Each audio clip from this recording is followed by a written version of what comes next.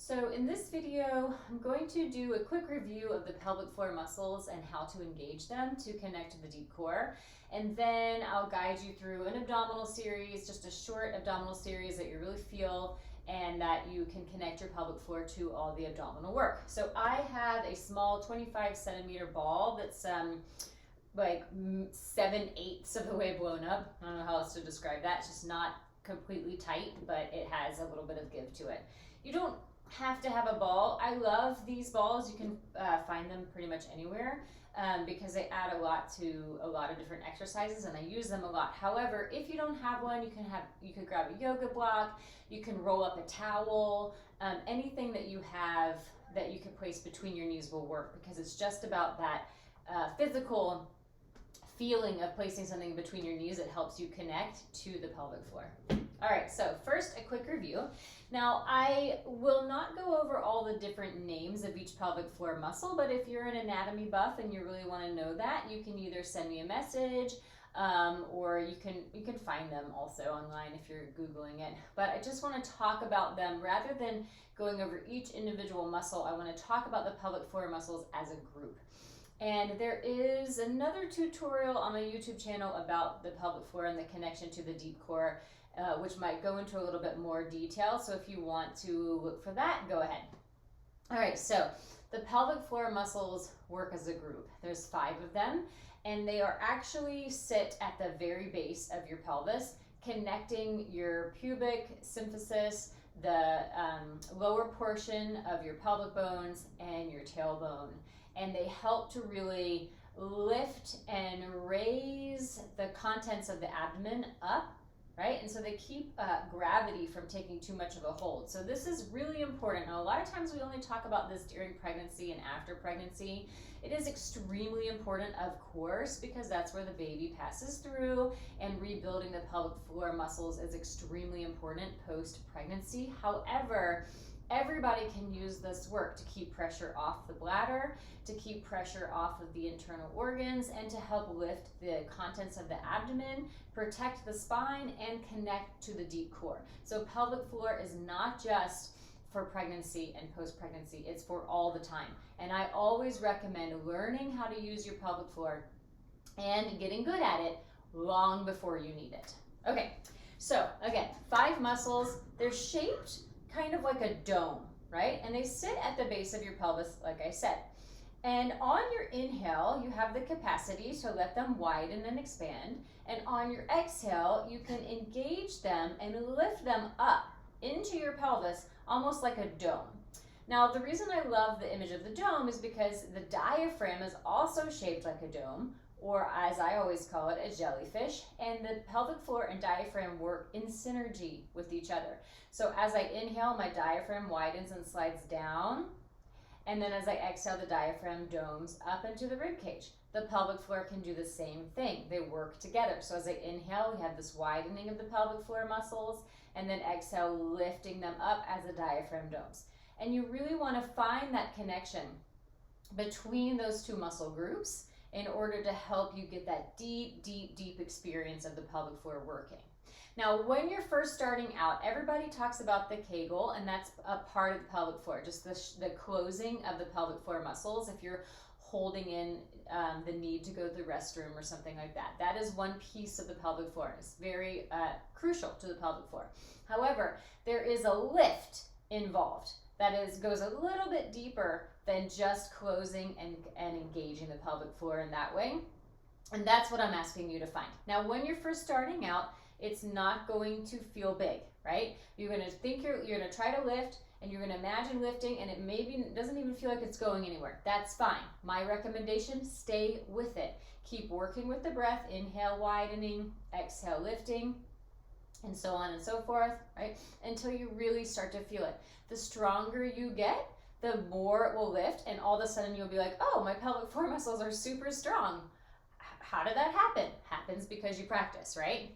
Okay, so I've also talked about the deep core a lot. I'm not going to go into heavy detail. If you need a refresher on that, go ahead and find my deep core video, deep core tutorials on YouTube. They're all over the place. I talk about them all the time.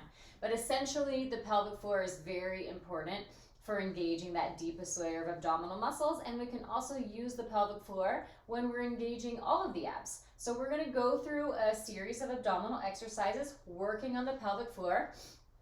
Now just do what feels right for you. If you ever feel your back in any of these, your lower back, please reach out to me, send me a message. I'm happy to answer questions. But let's start with just engaging the pelvic floor. So just want you to sit, and you can even close your eyes here, just to really feel it. And as you inhale, widen the diaphragm, widen the pelvic floor, and let your belly widen as well. And as you exhale, lift the pelvic floor, lift the diaphragm, and engage the belly. And then inhale, widen. And exhale, lift the pelvic floor, let the diaphragm dome up. And 2 more times. Inhale, widen. And exhale, lift the pelvic floor, let the diaphragm dome. And inhale, widen. And exhale, lift. So it's easiest to do this in a seated position. So we'll do our first round of abdominals seated. So I'm going to stay on the diagonal just so you can see. All right. Take your ball or your towel or whatever you've got, place it between your knees. And you're just going to give that a nice squeeze, and you can either hold on behind your legs or reach your arms forward. So you inhale. As you exhale, lift the pelvic floor, gently curl your tailbone and round about halfway back. So I'm going back till I feel my abdominals engage, and then round forward and sit up tall. Inhale. Exhale, lift the pelvic floor, squeeze that ball round back, the ball or the towel or whatever you've got, round forward and up. Inhale. Exhale, squeeze the knees, round halfway back. If you don't have anything, you can always just squeeze your knees together. And up, inhale. Exhale, lift the pelvic floor, curl the tail slightly, and go. And up. And one more time, lift the pelvic floor, curling the tailbone. Really pull that belly back toward the spine, round forward, and up. So from here, inhale, exhale, lift your pelvic floor, round about halfway back, lower your arms down. So try to maintain this position, this rounded position, curling the tail. Squeeze the ball or whatever you've got. Pull the belly back toward your spine. Inhale, lift your arms up, and exhale, press them down.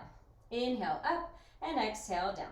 Inhale, up, exhale, down, up, exhale, down, up, exhale, down, up. Check in with your pelvic floor, up, exhale, down, up, exhale, down. Round forward, sit up tall, place your feet together and just fold forward, get a little bit of a stretch.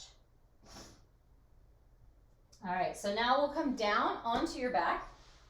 Try to feel the pelvic floor there. So again, if you don't feel it every time you engage your abdominals, don't worry, you'll get there. Just keep practicing, keep focusing, and just keep trying. Place your hands behind your head, and you're in a neutral spine for now. So that means all your natural spinal curves are present. Tailbone is nice and heavy. Inhale here. As you exhale, all I want you to do is squeeze whatever you've got between your knees and engage your pelvic floor. So imagine lifting that pelvic floor. Inhale, release, exhale, squeeze. Lifting that pelvic floor. Now it's coming back, right, towards your rib cage. And inhale, release. And exhale, squeeze. Inhale, release. And one more time, squeeze and inhale, release. Now try to maintain that as you squeeze and exhale. Curl the head, neck, and shoulders up, eyes towards your belly. Use your hands to help you, and then inhale down. Exhale, squeeze and curl. Inhale down. And again. Inhale down. Exhale up. Inhale down. Exhale, squeeze, narrow the pelvic floor.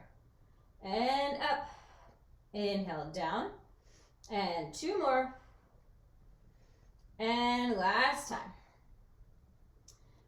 Now from here, lift your legs, point through your toes, keep that ball, inhale here, and as you exhale, just tap your feet to the ground, and then inhale up. So as you're exhaling, you're squeezing, you're lifting the pelvic floor, you're narrowing that deep layer of abdominal muscles, pulling your hip points in toward each other.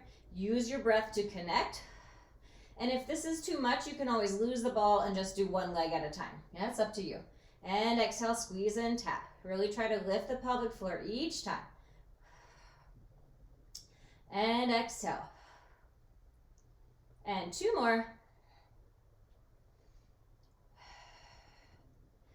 And then lower the legs down.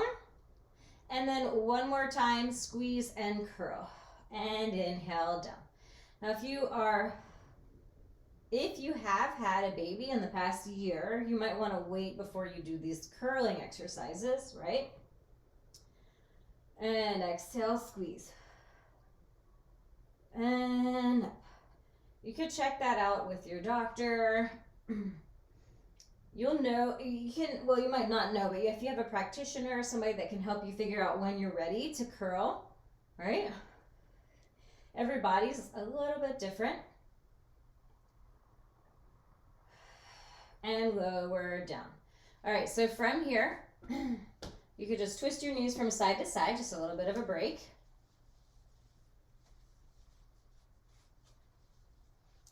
And then place the ball back between your knees, lift your legs into this chair position, squeezing that ball again, arms up toward the ceiling. So now we're just gonna keep the legs in chair. Inhale. As you exhale, squeeze the ball, reach the arms back over your head, and then inhale up. Exhale, squeeze and reach. So just the act of engaging, or rather exhaling as you reach and squeeze, is gonna help you engage the pelvic floor because your inner thighs connect and feed right into the pelvic floor muscles, right? So that's why we're holding something between our legs. And up, and two more, and one more. Arms up, inhale, exhale, curl up and squeeze, and inhale down. You can always, again, place your hands behind your head, inhale down. And again.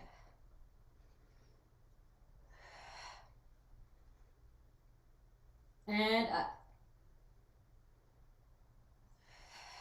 Inhale down, two more.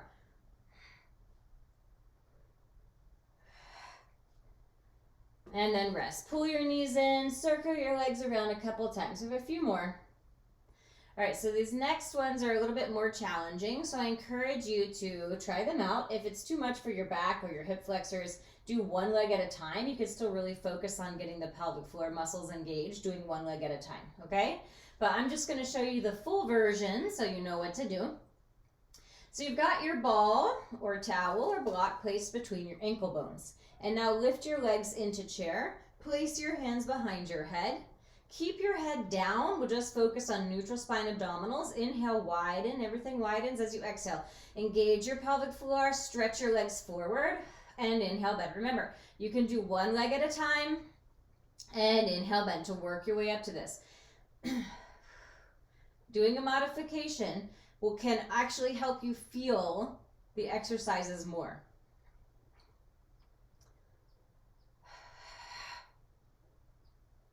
And two more. Now I'm going to add curling the head, neck, and shoulders if you're ready. So inhale, exhale, curl up, stretch your legs forward, lifting the pelvic floor, engaging the abdominals. And exhale, two. Now that's just if you're ready. Three. And four. And if you're able to curl the spine at this time, you can always just do another round with the legs only. Two more. And last time. Now you might notice, let's take a little break, circle your legs around. You might notice, yes, that it's a little bit more challenging to engage the pelvic floor when you're moving faster and you've got a lot going on, right?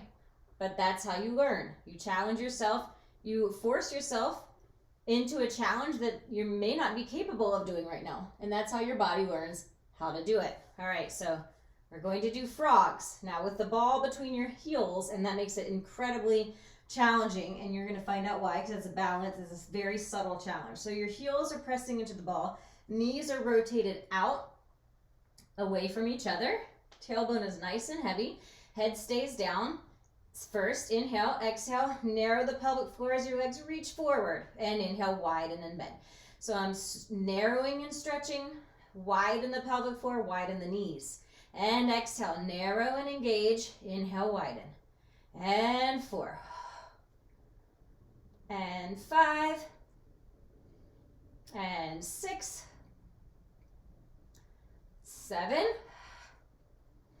And eight. Now let's add curling the head, neck, and shoulders up as you stretch the legs forward. Inhale, down.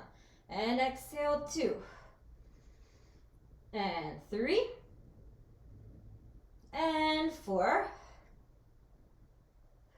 5, and 6, 7, and 8. And then lower down. Place your feet down, twist your knees gently from side to side. All right, and then roll onto your side. Press yourself up. Let's just talk about one more thing. I would love to do a plank. Now, if you're not doing full planks yet either, you can always keep your knees on the ground. I just want you to try to feel the pelvic floor in a plank position because it is very challenging.